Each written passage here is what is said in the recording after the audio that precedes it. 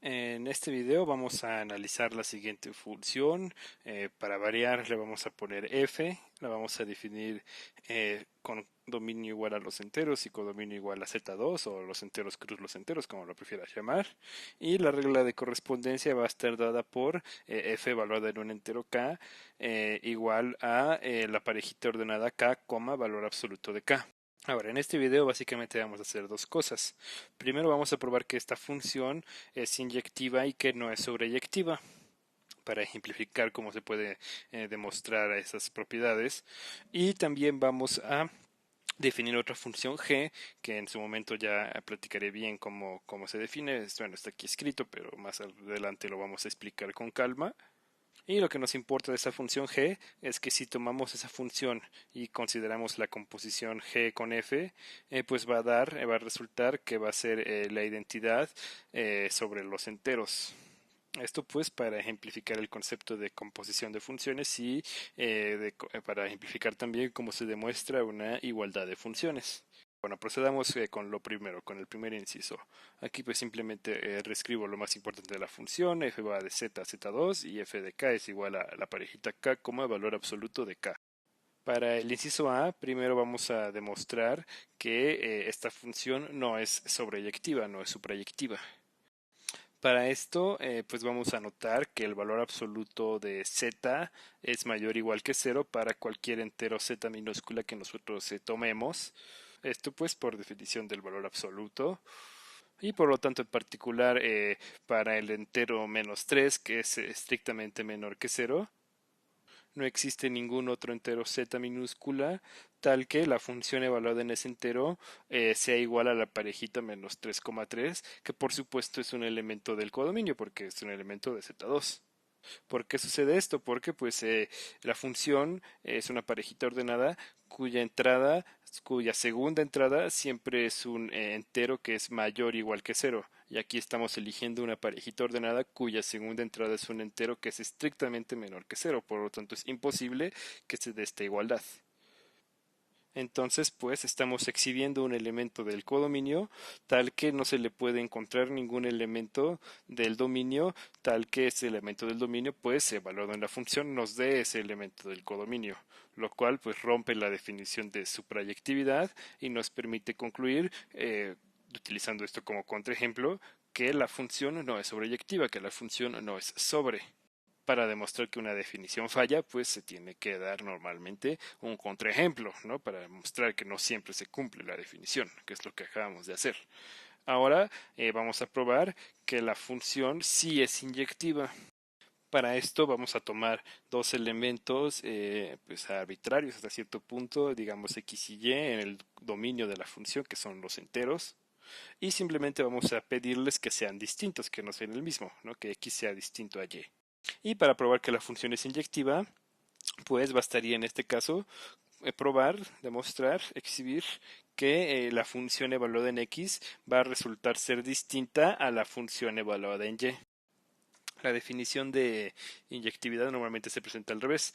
Te dice una función es inyectiva si se cumple que si hay dos elementos tales que a la función evaluada en los dos elementos sea igual, entonces es porque los dos elementos serán iguales.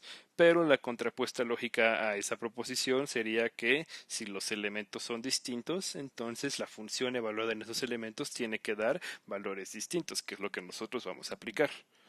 Entonces, realmente es muy sencillo probar que la función es distinta porque, pues recordemos que la función se define de esta forma, es la parejita x, valor absoluto de x, y eso sería para el x, y la parejita y, valor absoluto de y. ¿Por qué esta desigualdad se da? Pues porque para que dos parejitas ordenadas sean iguales se necesita que sus primeras entradas sean iguales y sus segundas entradas sean iguales. Y si bien, aunque x y y fueran distintos, sí se podría dar que sus valores absolutos coincidieran, lo que no se puede dar es que pues x y y sean iguales, ¿no? Que pues, es lo que estamos describiendo aquí, que no se da. Es nuestro supuesto. Entonces, pues estas parejitas no pueden ser iguales, lo cual pues implica directamente que las funciones evaluadas en x y en y respectivamente no va a ser igual, que la función, perdón, la función evaluada en x no va a ser igual a la función evaluada en y. Lo que pues nos permite concluir automáticamente que f es 1 a 1, que f sí es inyectiva. Ahora, para el inciso B, pues ahora sí vamos a ver bien cómo se define esa función g. G va a ser una función definida que de los enteros, cruz los enteros de z2 a z, y de tal forma que su regla de correspondencia sea la siguiente: g evaluada pues en una parejita que viva en los en z2, que sería una parejita digamos n, m, pues se va a definir como este numerito de aquí, como n más m, la primera entrada más la segunda entrada, menos el valor absoluto de la primera entrada menos la segunda entrada, y todo dividido entre 2. Ahora, quizás no es tan evidente que este numerito de aquí, sin importar cómo sean n y m, mientras siempre y cuando sean enteros los dos, siempre va a resultar ser entero. O sea, me refiero a todo esto de aquí. ¿Por qué? Porque pues arriba sí vamos a tener un entero, pero lo vamos a estar dividiendo entre dos. Entonces, para poder asegurar que este numerito que estoy señalando siempre sea entero, pues bastaría demostrar que lo de arriba es un número par, para que al dividirlo entre dos nos siga quedando un entero.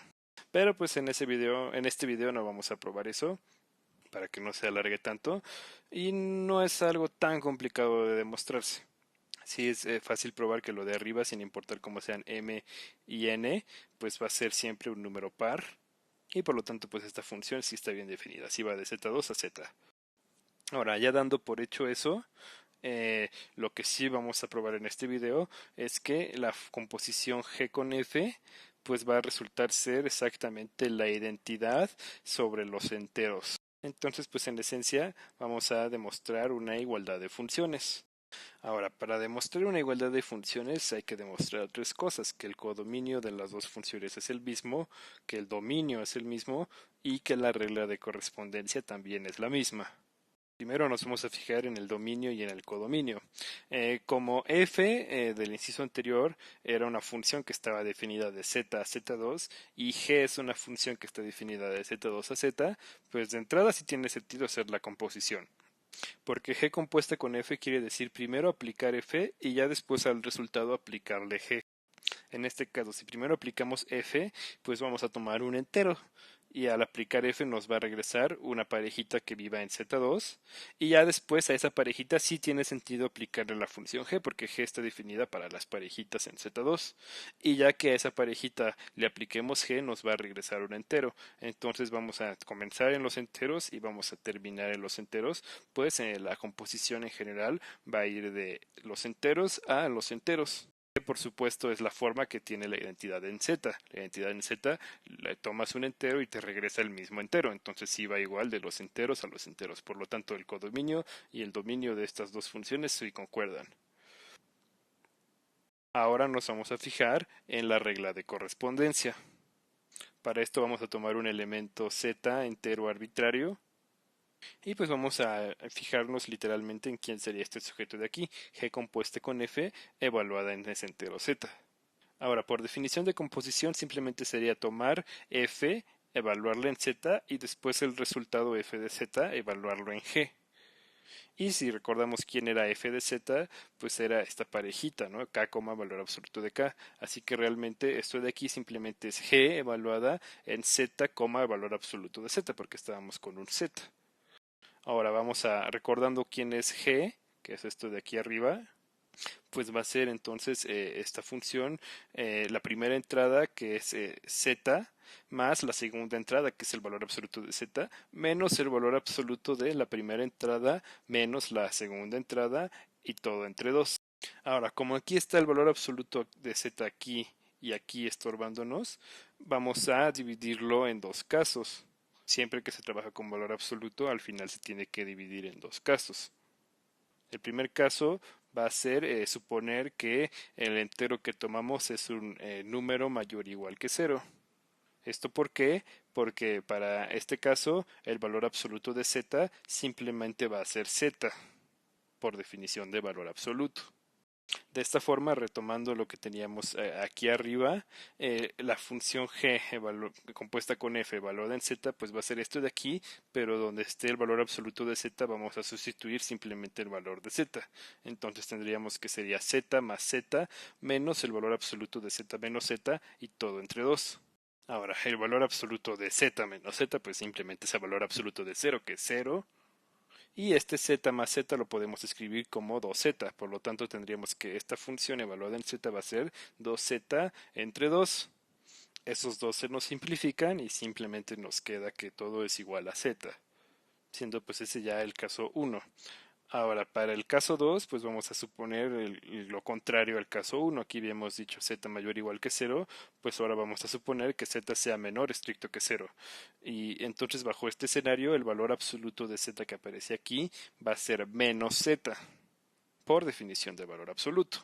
Entonces, pues retomando, la función g compuesta con f valorada en z va a ser esto que ya teníamos aquí arriba, pero en lugar de el valor absoluto de z vamos a escribir menos z. Entonces sería z más menos z menos el valor absoluto de z menos menos z y todo entre 2. Ahora, cuando hagamos z más menos z, pues se nos van a cancelar porque son inversos aditivos y simplemente nos va a quedar un 0. Y a eso le vamos a restar el valor absoluto de z menos menos z, pues simplemente nos va a quedar z más z, que es 2z. Ahora, como estamos suponiendo que z es menor que 0, pues 2z también va a ser menor que 0, y por lo tanto el valor absoluto de 2z va a ser simplemente menos 2z, y por este menos que teníamos aquí, pues simplemente nos va a quedar un 2 y todo esto se nos va a hacer un 1, quedándonos así que la función evaluada en z simplemente es z, igual que en el caso 1. Entonces, en general, para todo entero, podemos asegurar que la función g compuesta con f evaluada en z simplemente nos da z, que pues claro que es la función identidad en z, de los enteros me refiero, evaluada en z minúscula. Por lo tanto, pues ya vimos que coincide el dominio, el codominio y también coincide la regla de correspondencia, lo cual nos permite automáticamente concluir que la función g compuesta con f en general es igual a la identidad evaluada, perdón, bueno, sí, la identidad para los enteros. Y pues ya habiendo ya probado esto, que era el objetivo del video, no me queda más que pues darles muchísimas gracias por haber visto este video.